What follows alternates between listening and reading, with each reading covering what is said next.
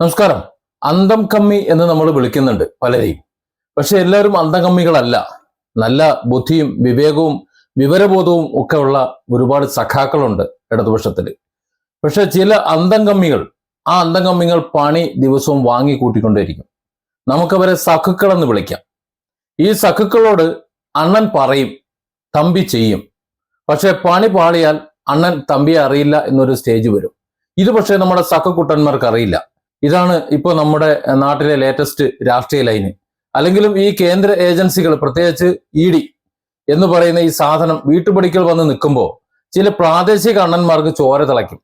ഏടാ ആരടാ എന്റെ സാമ്രാജ്യത്തിൽ വന്ന് ബെല്ലടിക്കുന്നത് എന്നും പറഞ്ഞ് അണികൾ അങ്ങോട്ട് ഇറക്കി വിടും. ഇനിയൊരു പക്ഷെ ആ നേതാക്കൾ ഇത് അറിഞ്ഞില്ല എന്നുണ്ടെങ്കിലും പറഞ്ഞില്ല എന്നുണ്ടെങ്കിലും മറ്റു ചില സഗുണികളുണ്ട്. കഴിഞ്ഞ കുറച്ച് നാളായി ചിത്രത്തിലേക്ക് വരാൻ കഴിയാത്ത സഗുണികൾ, കെട്ടിയവനും കെട്ടിയോളുമൊക്കെ മൂലയ്ക്കായി പോയ ചില സഗുണികളും സഗുണന്മാരും. അവരൊക്കെ കുറെ അണികളെ സൃഷ്ടിക്കും. ആ അണികളെ ആവേശം മൂത്ത് അങ്ങോട്ട് ഇറക്കി വിടും. ചെല്ലടാ, ചെന്ന് പയറ്റട എന്ന്. ഇവിടെ സംഭവിച്ചതും അത് തന്നെയാണ്. അണികളും അണ്ണന്മാരും ചേർന്ന് അങ്ങോട്ട് ഇറക്കി വിട്ടു.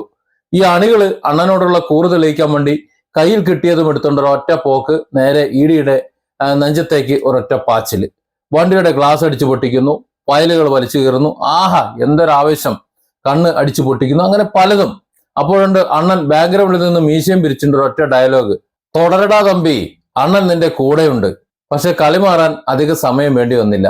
ഈ ED എന്ന് പറയുന്നവര് അത്ര പെട്ടെന്ന് തല്ലും വാങ്ങിയിട്ട് താങ്ക്സ് പറഞ്ഞു പോകുന്നവരല്ല എന്ന് പിന്നീട് അവർക്ക് മനസ്സിലായി. അവർ പോയത് അടുത്ത വട്ടം വരാൻ വേണ്ടി മാത്രമാണ്, അതും കൂടുതൽ സെറ്റപ്പില്. പിന്നീട് ഇപ്പൊ നമ്മൾ കണ്ടുകൊണ്ടിരിക്കുന്ന ചരിത്രം, CBI വരുമെന്ന് പറയുന്നുണ്ട്.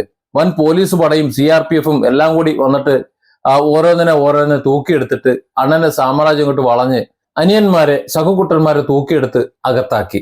അപ്പോഴാണ് കളി സീരിയസ് ആയത്. ED ആക്രമിക്കാൻ മുൻപന്തിയിൽ നിന്ന വീരശൂര അണികളെല്ലാം വലിച്ച് ജീപ്പിലിട്ട് ഇപ്പോ ജാമ്യമില്ലാത്ത വകുപ്പുകളിൽ ചേർത്ത് കൊടുത്ത് അകത്തിട്ടിരിക്കുകയാണ്.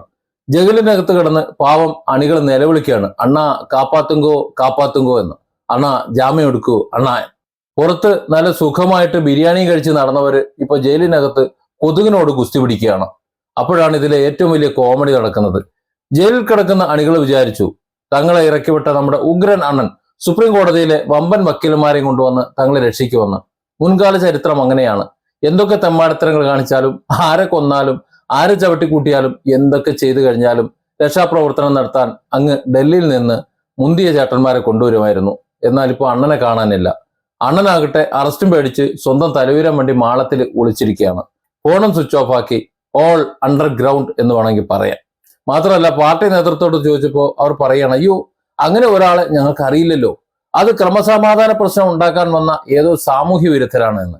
അതായത് അക്രമം നടത്താൻ ആളെ വിട്ടവർ ഇപ്പോ ക്യാമറയ്ക്ക് മുന്നിൽ നിന്ന് പറയാണ് ഞങ്ങൾ സമാധാനത്തിന്റെ വെള്ളരിപ്രാവുകളാണ് എന്ന്. ഇതിനാണ് പറയുന്നത്, നാട്ടിലെ നിയമവും ഭരണഘടനയും ഒന്നും നോക്കാതെ നേതാക്കന്മാരുടെ വാക്കും കേട്ട് EDയും CBI ഒക്കെ തല്ലാൻ പോയി കഴിഞ്ഞാൽ അവസാനം ജാമ്യം കിട്ടാതെ ജയിലിൽ കിടന്ന് നിലവിളിക്കേണ്ടി വരും.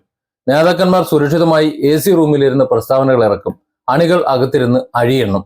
അതുകൊണ്ട് പൊന്നാര അണികളെ, പൊന്നാര സഖക്കുട്ടന്മാരെ, അണ്ണൻ വന്ന് തല്ലാൻ പറഞ്ഞാൽ ആദ്യം അണ്ണനോട് മുന്നിൽ നടക്കാൻ പറയണം. കാരണം പണി പാളിയാൽ ഓടാൻ അണ്ണനായിരിക്കും ആദ്യം ഗിയർ മാറ്റുന്നത്. അടി കൊള്ളാൻ കാത്തു നിൽക്കുന്ന CBI ആയാലും ഇനി ED ആയാലും ആരായാലും അവരുടെ ക്യാമറ കണ്ണിൽ ആദ്യം പതിയുന്നതും ഈ അണ്ണനായിരിക്കും. പിന്നെ ഈ അണ്ണന്റെ പിന്നിൽ നിങ്ങൾ അകത്ത് കിടന്നാൽ മതി. അണ്ണനെ ഇറക്കാൻ വരുന്നവർ നിങ്ങളെയും കൂടെ ഇറക്കോളും. അതുകൊണ്ട് അണ്ണനില്ലാത്ത ഒരു പരിപാടിക്കും ഇനി സഖുക്കുട്ടന്മാർ ഇറങ്ങരുത്. Different angles. Don't forget to subscribe and support this channel.